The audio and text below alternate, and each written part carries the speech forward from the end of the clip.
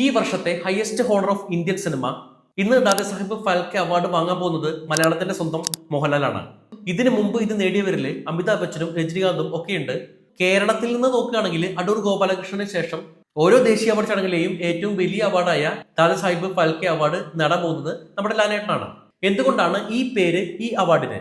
ദുണ്ടിരാജ് ഗോവിന്ദ് ഫാൽക്കെ എന്ന Dadasaheb Phalke, father of Indian cinema എന്നറിയപ്പെടുന്ന ഇദ്ദേഹം ഇന്ത്യക്ക് സ്വാതന്ത്ര്യം ലഭിക്കുന്നതിന് മുൻപേ തന്നെ, ഇന്ത്യ ഇൻഡിപെൻഡന്റ് ആകുന്നതിന് മുൻപേ തന്നെ ഇന്ത്യൻ സിനിമയ്ക്ക് തറക്കല്ലിട്ട മനുഷ്യനാണ്. അമേരിക്കൻ യൂറോപ്യൻ ഫിലിമുകൾ കണ്ട് ചലിക്കുന്ന ചിത്രങ്ങൾ കൊണ്ട് കഥ പറയുന്ന ഈ പുതിയ രീതിയോട് വളരെയധികം ഇംപ്രസ്ഡ് ആയ ഇദ്ദേഹം ഇന്ത്യൻ കഥകളും പ്രത്യേകിച്ച് രാമായണ മഹാഭാരതം പോലുള്ള മിത്തോളജികളും മറ്റ് ഇന്ത്യൻ കഥകളെല്ലാം തന്നെ സിനിമകളാക്കാനുള്ള പുതിയ സാധ്യത മനസ്സിലാക്കി.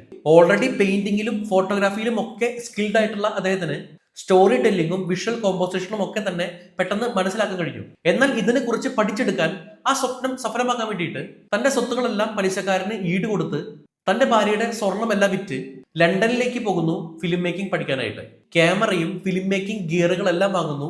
ഫാൽക്കെ ഫിലിം കമ്പനി ഇന്ത്യയിൽ സ്റ്റാർട്ട് ചെയ്യുന്നു. അങ്ങനെ തുടർച്ചയായ 8 മാസത്തെ കഷ്ടപ്പാടിനൊടുവിൽ ഇന്ത്യയുടെ ആദ്യ ഫുൾ ലെങ്ത് ഫീച്ചർ ഫിലിമായ രാജാ ഹരിശ്ചന്ദ്ര പൂർത്തിയാക്കുന്നു. എടുത്തുവെച്ച മിക്ക സിനിമകളും പരാജയമായിരുന്നു. കാരണം സിനിമ എന്ന് പറയുന്നത് ഇന്ത്യക്ക് പരിചിതമേ അല്ലായിരുന്നു. അന്ന് ഫീമെയിൽ ആക്ടേഴ്സിനെ തിരഞ്ഞെടുക്കാനുള്ള ബുദ്ധിമുട്ട് പോലെയുള്ള അന്നുണ്ടായിരുന്ന സോഷ്യൽ റെസ്ട്രിക്ഷൻസിനെയൊക്കെ മറികടന്ന് 100ഓളം സിനിമകളും ഷോർട്ട് ഫിലിമുകളും ഒക്കെ ഉണ്ടാക്കിയെടുത്തു.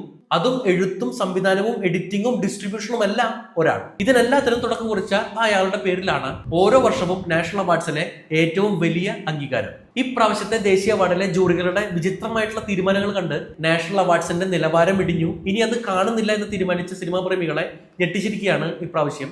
എത്തേണ്ട കൈകളിലേക്ക് തന്നെയാണ് ഇപ്രാവശ്യം അംഗീകാരം എത്തുന്നത്.